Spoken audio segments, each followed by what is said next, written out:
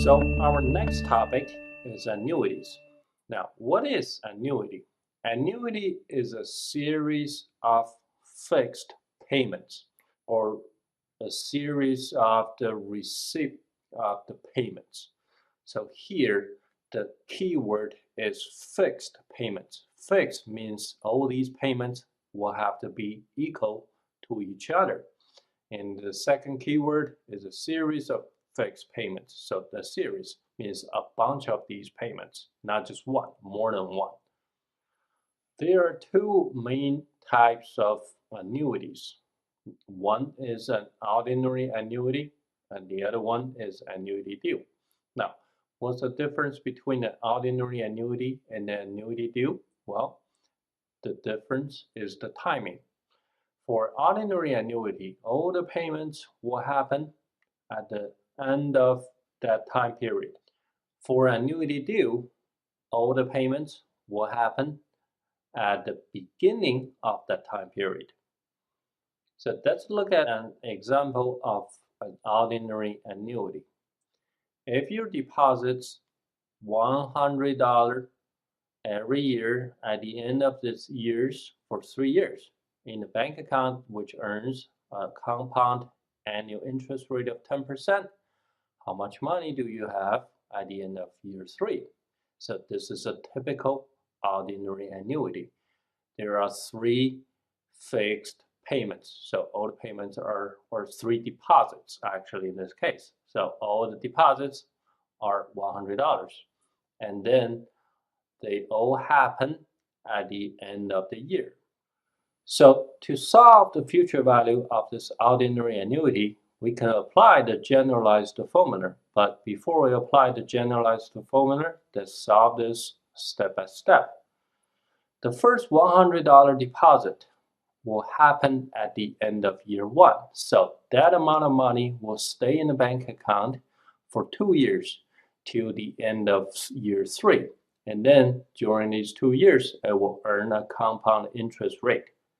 So the future value of that first $100 deposit will be 100 times 1 plus 10% reset to the power of 2. So that will give you $121. So that first $100 deposits, which happens at the end of year 1, will become $121 at the end of year 3. The second $100 deposit will stay in the bank account, earn a 10% interest rate for 1 year to the end of year 3. So the second $100 deposit's future value will be 100 times 1 plus 10% reset to the power of 1. So that'll be $110. Now the third $100 deposit will not earn any interest because it will be deposited in the bank account at the end of year 3. So there's no time for that $100 deposit to earn any interest.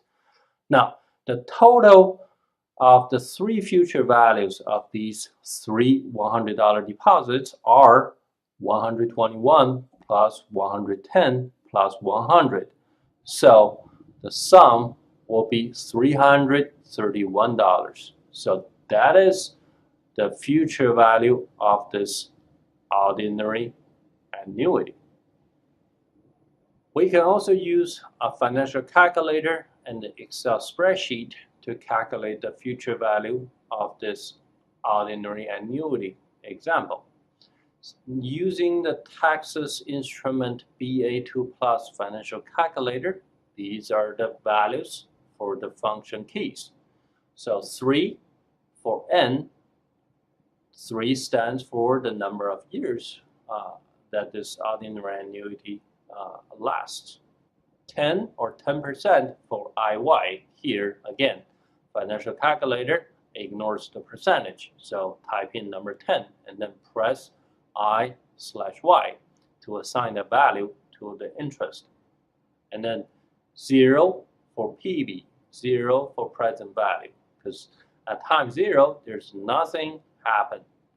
So 0 for present value. 100 for PMT. PMT stands for payment.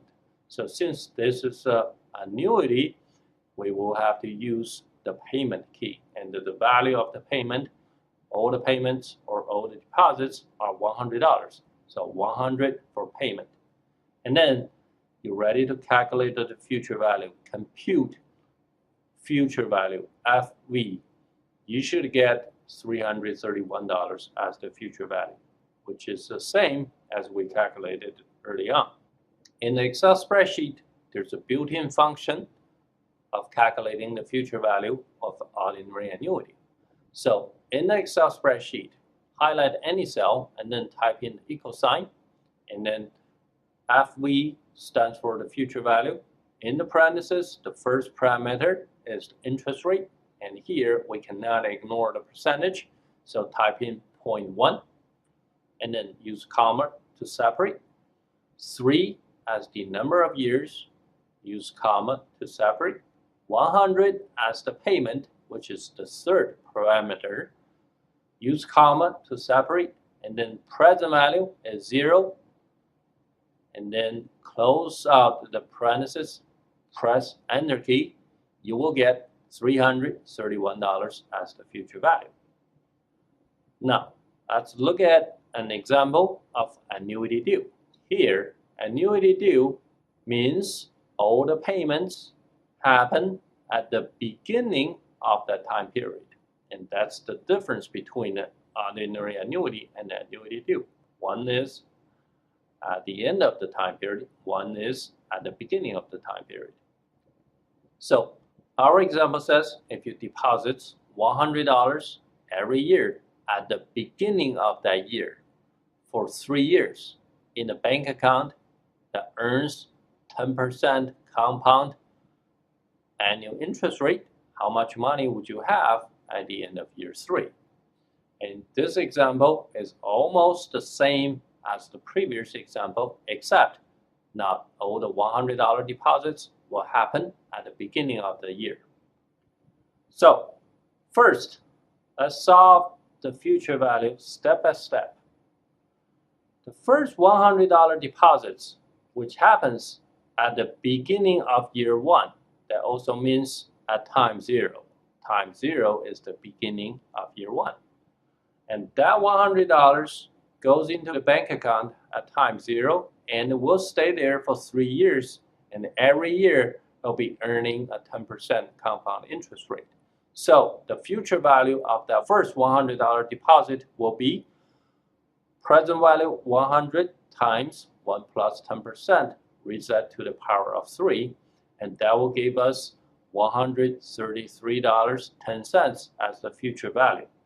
Now, the second $100 deposit will stay in the bank account for 2 years to the end of year 3. So that future value will be the present value 100 times 1 plus 10% reset to the power of 2. That will give us 121 as the future value of that second $100 deposit. Now, the third $100 deposit will stay in the bank account for 1 year to earn interest. So the future value of that will be 100 times 1 plus 10% reset to the power of 1. So that will be $110. Now, after 3 years, the total future values of 3 $100 deposits will be 133.1 plus 121 plus 110, and that will be 364.1. And this is exactly the future value of our early ordinary annuity example, which is $331 times 1 plus 10%. So compared to the ordinary annuity, everything else being the same, annuity due, all the deposits, all the payments will be earning 1 extra time period's interest compared to the ordinary annuity. So every future value in the annuity due will be the ordinary annuity's future value times 1 plus 10%, which means that payment will be earning 1 extra year's interest in the annuity due compared to an ordinary annuity. And this is exactly why early on we mentioned the rent typically is annuity due. So if you are the landlord, you would rather receive your payments at the beginning of every month so that you can earn actual month's interest on that rent payment. Now, use the financial calculator and Excel spreadsheet. How do we calculate the future value of annuity due? Well, the calculator is originally set to calculate ordinary annuity. So to be able to calculate the annuity due, we have to change the mode of the calculator. So in the Texas Instrument BA2 Plus financial calculator, this is how you change the mode. So look for the yellow second button, press that, and then look for the BGN button. Okay, press that, and then press yellow second again, and press set, and then press yellow second again, and press quit. Now you should be in the beginning mode. How can you tell? Well, on the top right-hand side corner of the calculator screen, you should observe 3 little letters says BGN. So now you're ready to assign the values to the key. 3 for N, 10% or 10 in the financial calculator for IY, 0 for PV, 100 for payment, and then compute future value. And you should get 364.1 as the future value of this annuity due. And after you solve the future value, don't forget to change your mode back to the END because your next calculation might not be an annuity due again. So if you forget to do that, you will mess up your answer. So how do you change that back? The same keys. Yellow second, BGN, yellow second, set, and yellow second, quit. And now on the top right-hand corner of the screen, that 3 little letter BGN should disappear. That means you are in the end mode. In the Excel spreadsheet, highlight any cell, type in equal sign, and then FV stands for future value. The first parameter, interest rate, 0.1. Use comma to separate. 3 is the number of years. Use comma to separate. And then 100 as the payment. Use comma to separate. 0 as the present value. Use comma to separate. Now you should choose the parameter for type. Type 1 means it's an annuity due. By default, it's always type 0, which means it's an ordinary annuity. Here, we're calculating an annuity due, so you should specify that's a type 1. So type in 1 and then close out the parentheses and then press Enter key to get the future value, which is $364.10.